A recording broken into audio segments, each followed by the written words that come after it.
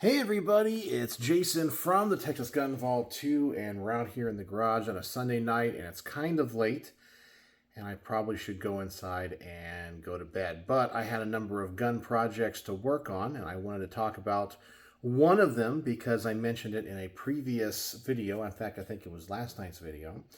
I talked about the trigger in the Coonan 1911, but of course chambered in .357 Magnum. And I talked about how this gun just kind of seemed like it might need to be detail stripped because, I don't know, it felt like it was just all gummy inside. Well, I actually took this gun apart tonight. And let me tell you, this gun was caked in grease, but it wasn't like Cosmoline.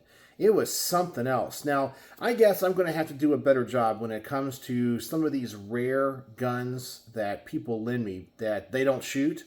And it's not their fault at all because they buy them and they lend them to me. And they're collectors like I am, and they may not shoot these. And I kind of get them kind of sight unseen. And I'm assuming because I look at them from the outside, I'm like, okay, everything looks good. But then I take them to the range and there's an issue. Just like I had with the Colt Double Eagle in 10 millimeter. Well, I told you I took this thing to the range. It shot well. It seemed accurate. But there was something wrong with this trigger. Like, it was all gooey. Well, let me tell you, the entire insides of this gun was like caked with this creamy white grease or something. And it was just like thick. It had the consistency of like Vaseline. And so I detail stripped this thing, put it back together, and it is all clean. I took some pictures of it to send to Jack, who lent this to the channel. And let me tell you, this thing is clean. I think it is virtually brand new, besides the rounds that I fired through it. Just those two magazines trying to get it to run. And this is so much better. Oh my gosh, the action is so much better. And the trigger now actually returns. Instead of it being, I don't know, I can show you here. Like, I was not able to do this last night. Like, the trigger would not move like that. So we have this thing working good, and I have a feeling that this thing is going to be an awesome range report because just those two magazines I shot through it, the gun was accurate, and the recoil was spectacular. It felt like a 22, but you're shooting .357 Magnum. I just had a problem with that trigger. I was like, this is not going to run. I think I'm still going to have issues with the magazines, which these things are just a bitch to load, but, you know, that's just the magazines. But I think the gun's going to run great. So this thing got taken completely apart and put back together, and I spent a good hour and a half getting all the small parts in this thing cleaned up. So that is what I learned. And so when it comes to some of these, maybe I need to do a better job of kind of taking them apart before taking them to the range and not assuming that maybe the people that own these before the people that bought them stored them correctly, or I don't know. But I still don't know what the grease was in this thing. I mean, it was like a creamy white, like Vaseline consistency, and it was all in the rails. It was especially all in the trigger parts and in the sear. And anyway, but this thing's ready to go. This thing is going to be awesome. I have a strong inclination and feeling about. But tonight, part of the Garage Gun Talk, I wanted to talk about some other guns that I saw today, and I guess kind of validate why I think I've passed on that HK rifle, that M27. Because it's really cool, but I know that, you know, I only have a finite amount of money. And I told you, part of me is saving up for a Rolex. But, you know, I also like to have this money set aside for other guns that might interest me. And sometimes I feel like you'll know the right gun when it comes along.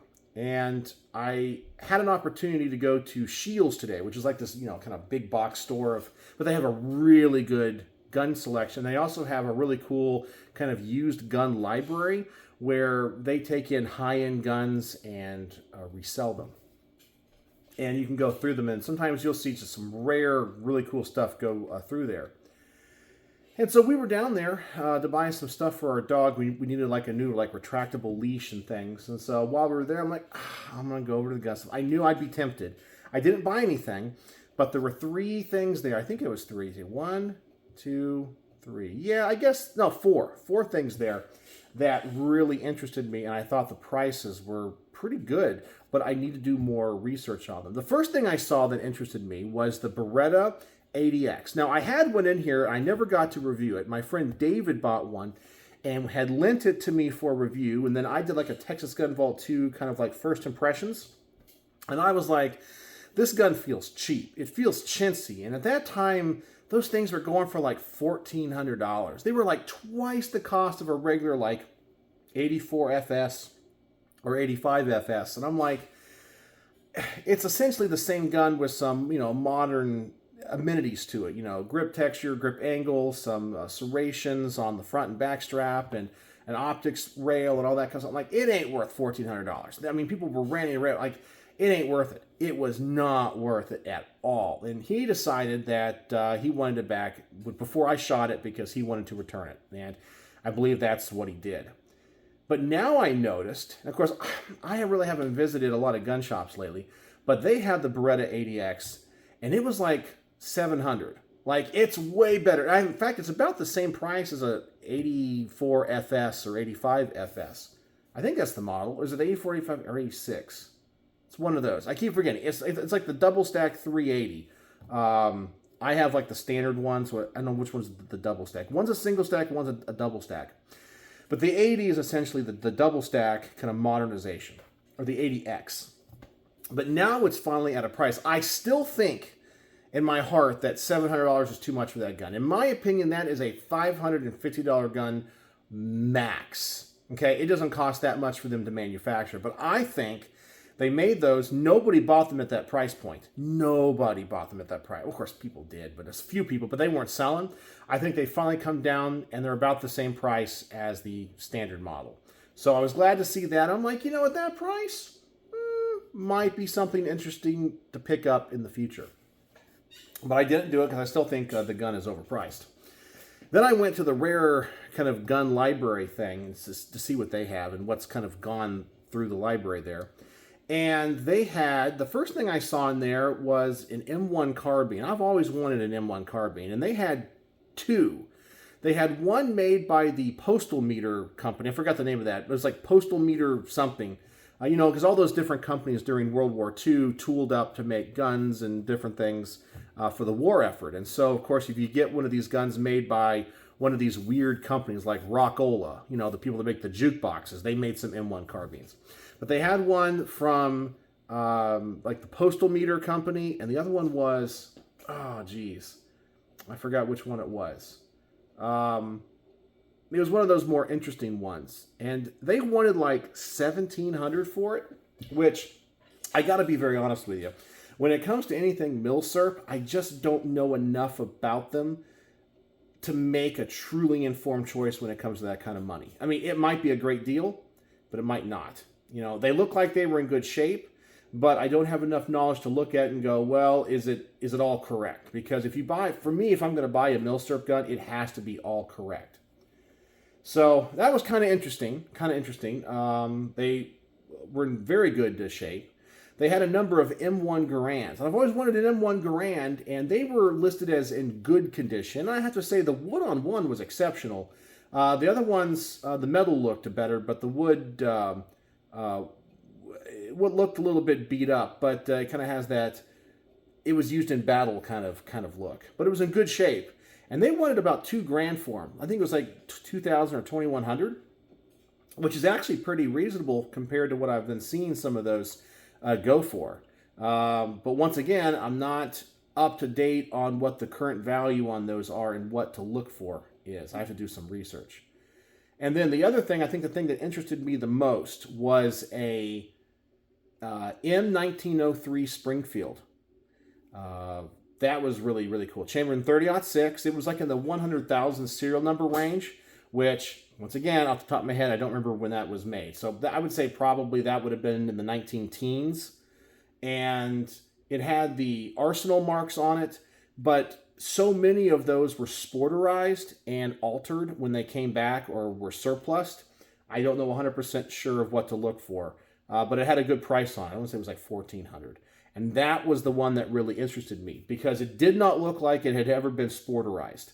It had the stock that went out almost to the end of the barrel, had the bayonet lug. It had everything on it that, from what I know, is correct, because the people that sporterize those rifles, in my opinion, destroy them. Okay, you just lose all the value in them.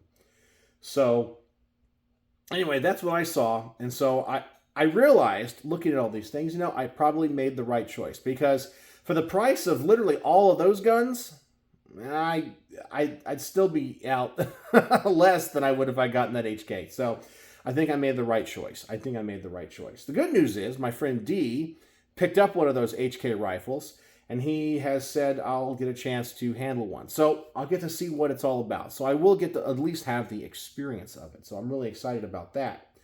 But anyway, that's just kind of the gun talk I had for you tonight. Talk a little bit about guns, what I saw, what I'm interested in, and curious what you guys think about those guns, and do you guys collect milsurp stuff? And then, of course, share with you the good news on getting this thing all cleaned up and ready to go to the range. So let me know what you guys think in the comment section below. And if you made it to the end of tonight's video, the word of the day is going to be good. Good, because I made a good choice, I think. Some of you guys are going to say I made a bad choice, but I still have all of my money, and there's still guns out there that I will perpetually always want. But you know, when the right one comes along and I have the right information, I'll know it when I see it. So that's something my dad taught me when it comes to cars and buying cars. You know, don't buy a car based off of emotions. You buy a car when you know it's right. The right price, the right, you know, model, just the right situation. It happens. There's something magical about it, and I think I'm at the point in my gun collecting when that's the case. You just know it's right. If you try to force it, it doesn't work, and sometimes you end up regretting those decisions. So if it's the right gun at the right time, at the right price, it's meant to be. And a lot of times, one of those three things isn't right. So I got to trust my gut on this one. So anyway, thanks for joining me here in the garage. It's late. I got to go inside and get cleaned up and go to bed, because I got to go to work in the morning. So, as always, thanks for watching.